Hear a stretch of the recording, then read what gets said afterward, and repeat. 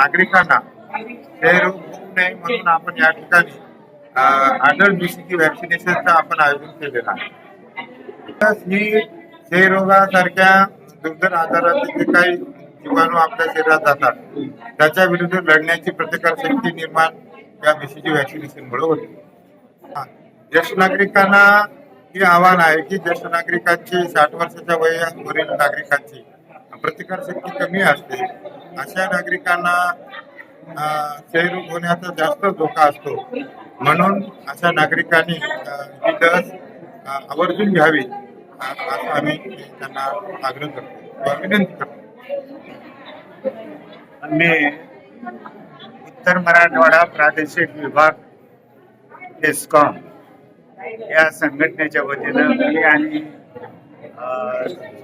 प्रभाकरराव कुंटुरकर आम्ही आज BCG व्हॅक्सिनचा camp शिबिर घेण्याचं ठरवलं आणि महापालिकेला विनंती केली की आम्हाला बीसीजी व्हॅक्सिनेशन कॅम्प घ्यायचा आहे. आणि त्यांनी एखाद्या क्षणाचाही विलंब न लावता आम्हाला त्यांनी होकार दिला आणि आज मोठ्या प्रमाणामध्ये ते पूर्ण यंत्रणा घेऊन इथं आले.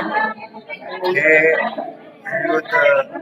हनुमंत रिटे साहेब आणि मुद्दुद्दीन साहेब हे आमच्या महानगरपालिकेचे मोठे अधिकारी आहेत, आरोग्य अधिकारी, आणि त्यांच्या वतीनं त्यांनी त्यांचा मोठा पूर्ण ताफा घेऊन आलेला आहे.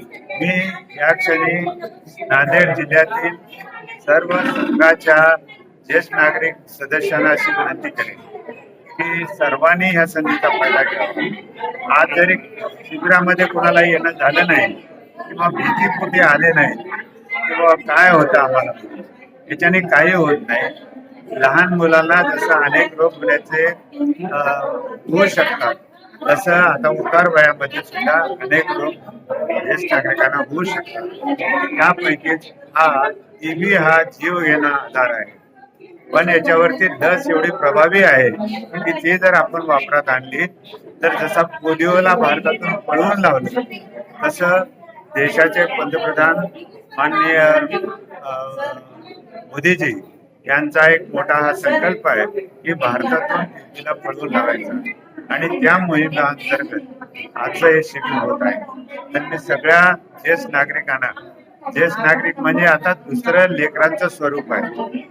एक तर लहानपणी लेकरं त्यांनाही आजार होऊ शकतात, तसं म्हातारपणी आमचा रोग प्रतिकार शक्ती कमी झाल्यामुळं हे आजार वाढू शकतात, होऊ शकतात. आणि म्हणून मी या क्षणी सर्वांना असं आवाहन करतो की त्यांनी या संधीचा फायदा घ्यावा.